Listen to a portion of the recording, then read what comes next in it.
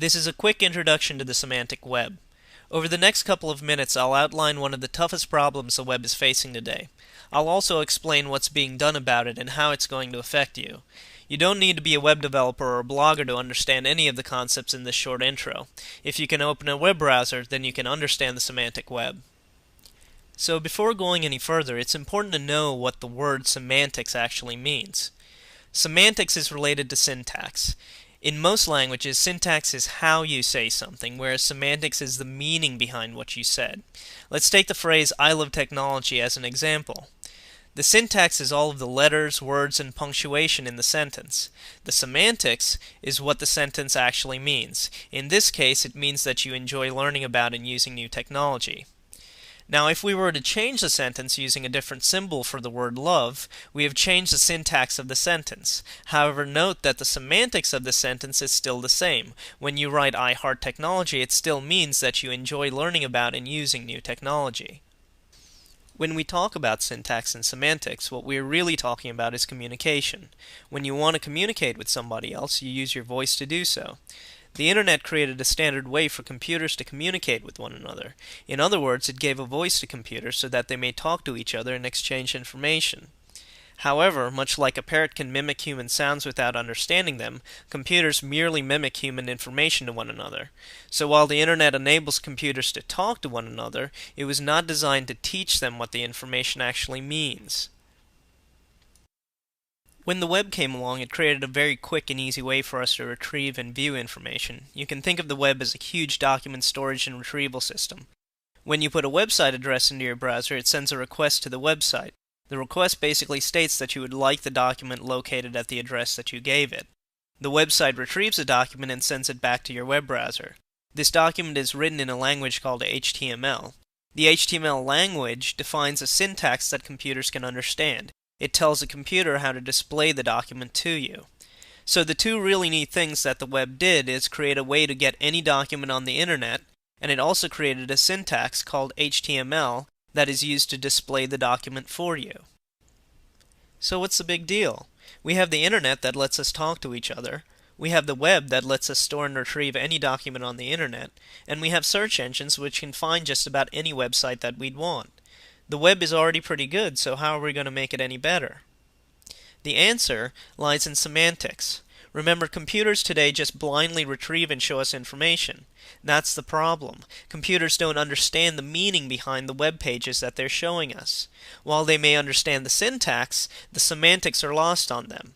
Now, if we could get computers to recognize what's in a web page, they could learn what we're interested in. If they know that, then they can help us get what we want. They would change from passively helping us to actively helping us. This is really what the semantic web is all about. It helps computers understand the meaning behind a web page. The web of today is about documents, whereas the semantic web is about things. When I say things, I mean anything. People, places, events, music, movies, organizations, and just about any concept that you can think of.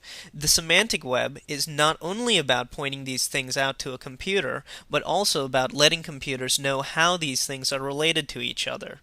There are several promising technologies that are in use today that can embed semantics in HTML documents. Two of the more popular ways are called microformats and RDFA. So the semantic web stuff isn't about something that is going to happen in the future, it's about something that is happening today. Things get really exciting when we start to explore the possibilities of the semantic web. Once your computer can understand what a person, a place, and an event is, it can start helping you interact with those things. For example, if a birthday party is marked up as an event with a date and a place, you can tell your computer to save the date in your calendar. Another example is in the world of music blogs. Music blogs usually list songs and album reviews on their front page. If the blog marked up the songs and the artists using semantic technology, you could tell your browser to find all of the songs on the page, or search the Internet for other albums by the same artist. Search engines would also become a great deal more accurate than they are today. When you search, you could say that you're searching for a person, a place, or a particular song.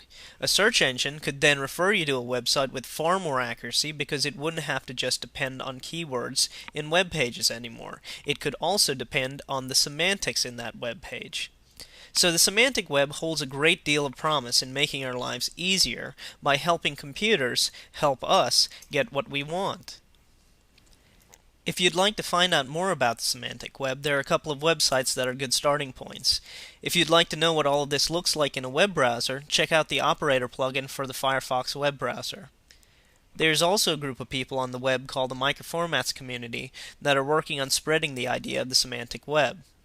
Last but not least, the semantic web is also a major focus of the World Wide Web Consortium.